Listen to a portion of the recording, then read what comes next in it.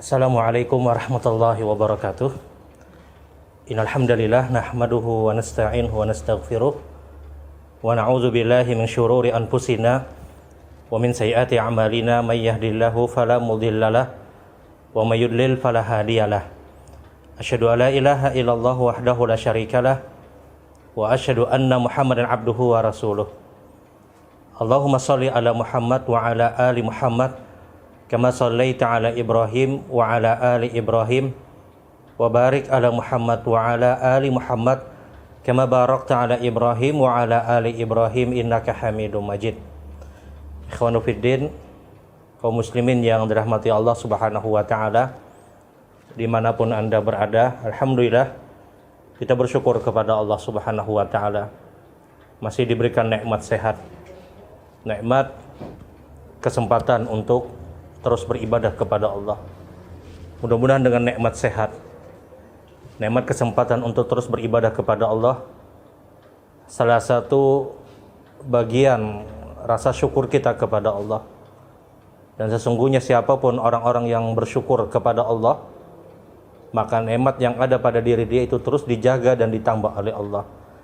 Sebagaimana pernyataan Nabi sallallahu alaihi wasallam, miftahu aziyadatu asyukur.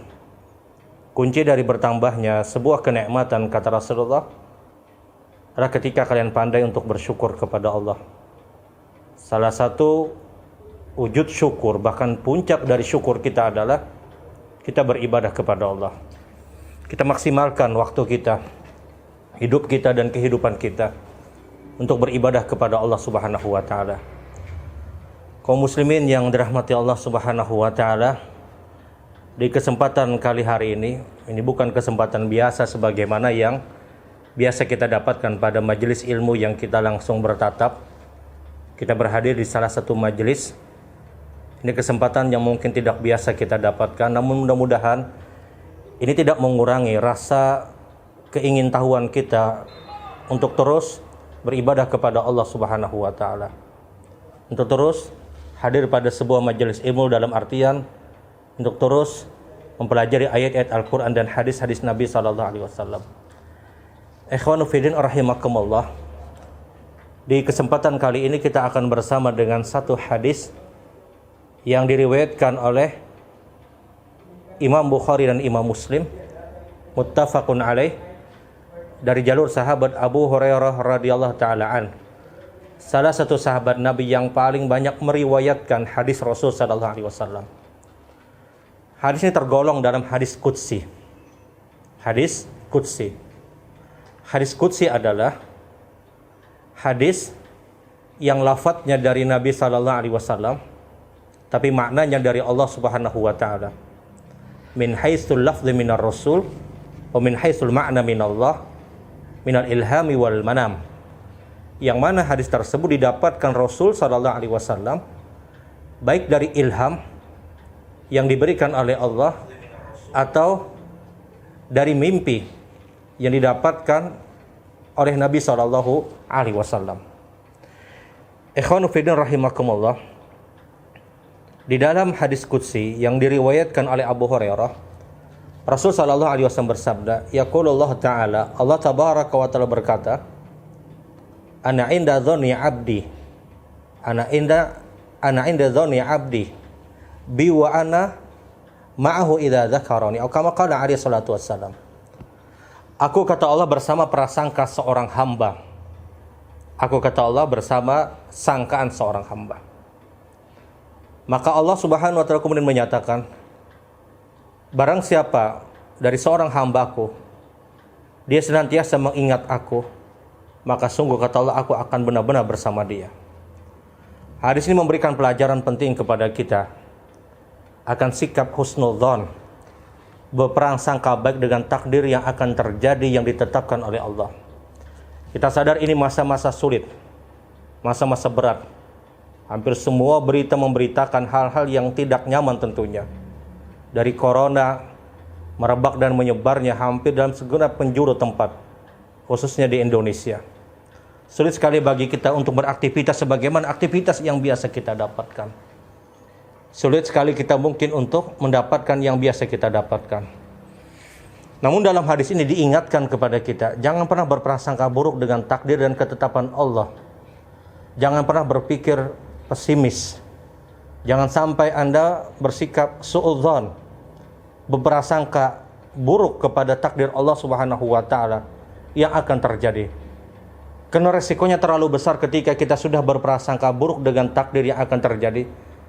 Maka Anda ma'ahu, kata Allah, aku benar-benar bersama dengan apa yang dia sangka, apa yang dia zon, apa yang dia kira. Tapi ketika kita berprasangka dengan sangkaan yang baik, kita ingat Allah, kita berzikir kepada Allah, maka Allah bersama kita. Allah jaga kita. Allah benar-benar menjaga kita. Benar, kita memang harus waspada. Kita harus berhati-hati. Kita terapkan semua standar ahli kesehatan yang mengajarkan kepada kita untuk memutus mata rantai penyebaran virus corona. Tapi jangan sampai kewaspadaan kita, kehati-hatian kita menjadikan kita melakukan atau kita bersikap suudzon, berprasangka buruk. Kalau kita sudah menyelesaikan ikhtiar kita sebagai seorang manusia, kita jaga kebersihan, kita menjaga atau mungkin menerapkan apa yang dianjurkan dan diperintahkan oleh ahli kesehatan. Kemudian kita bermunajat, berzikir dengan zikir-zikir yang disyariatkan sebagaimana perintah Rasul. Maka selesai usaha kita, selesai usaha manusia, jangan pernah berprasangka buruk apa yang terjadi nanti besok. Setelah kita selesaikan usaha kita serahkan diri kita kepada Allah. Maka ketika kita berprasangka baik dengan ketetapan Allah yang akan datang, aku bersama engkau, kata Allah Subhanahu wa taala. Allah akan jaga kita.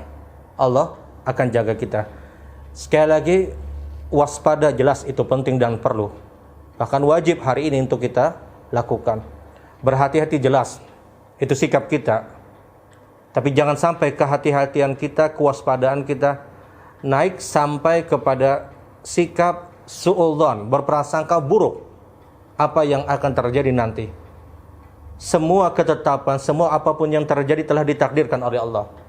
Bahkan qabla khamsina alfasana, sebelum penciptaan langit dan bumi 50.000 tahun sudah ditetapkan dan ditakdirkan oleh Allah kematian seseorang.